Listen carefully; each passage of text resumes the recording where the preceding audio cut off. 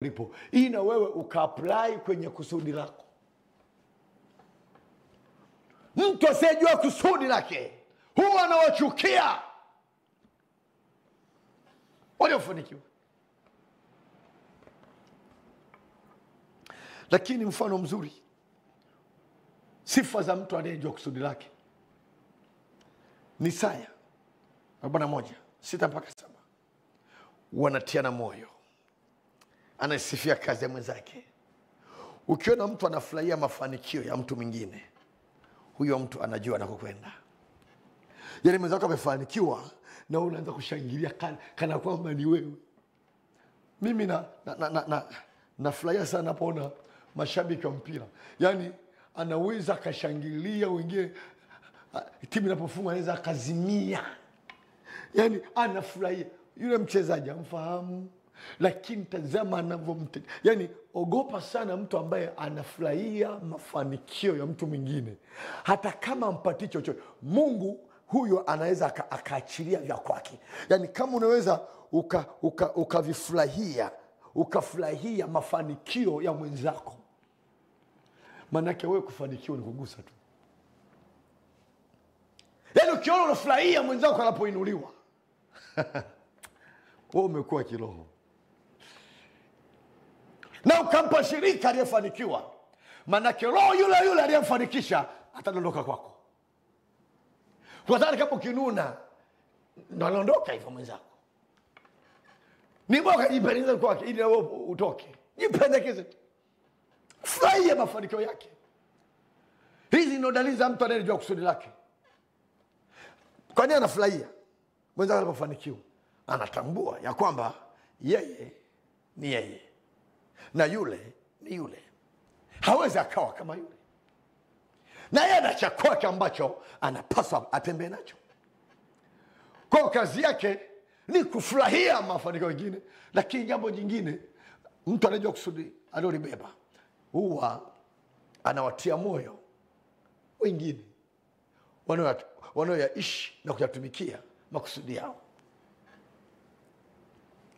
Yaani anafurahia na anawatia moyo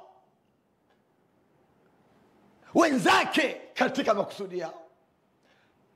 Tunaona mfua dhahabu anamtia moyo anayelainisha, na yule anayelainisha naye mpiga fawe na anamtia moyo anayeunga. Anasema kaikaza ile kazi ili sitikisike. Lakini sifa nyingine ya mtu anayejua kusudi alilobeba, huyu ni mtu ambaye anasifu kazi ya wenzake. Anaisifu, anaisema vizuri. Sifa maana yake ni kumsemea vizuri mwenzako, ni kumtambulisha vizuri mwenzako, ni kuikubali kazi ya mwenzako. That's praise.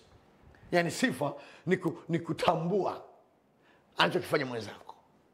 Kwa hiyo tunasema tunamsifu Mungu, maana yake tunamtambua yeye ni mzuri. Hata kama hajafanya tunayoyataka, yeye bado ni mzuri na ndivyo alivyo.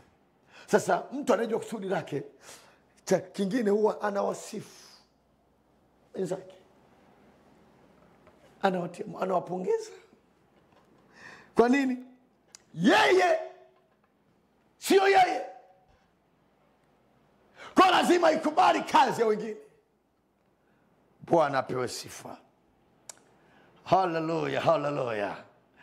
Nitakupa nafasi baadaye, utapiga simu. Kuna namba zinapita hapo kwenye skrini. Hakikisha wakati unapiga simu yako upunguze sauti ya TV yako. Maana kuna wengine anapiga simu alafu anaongeza sauti ya TV. Anataka asikie kwenye simu na kwenye TV ajisikie. Sasa unatengeneza tatizo na mgogoro kwenye studio. Yaani tunakuwa tusikilizani. Kwa unapopiga simu hakikisha unapunguza kabisa sauti yako ya TV. Alafu utakuwa unaangalia kwenye TV, unaangalia kwenye TV, ila sauti yako isikie kwenye simu. Kwa hiyo zima, punguza sauti ya TV, alafu tumia simu kupiga, alafu tuongee vizuri. Usisikize kwenye TV, kunakuwa na mwangwi na tuwezi kuelewana. Kwa hiyo nataka nikupe nafasi hii, dakika chache ambazo zinakuja utapiga simu yako na mimi nitafanya mambo na wewe, utaniambia uko wapi.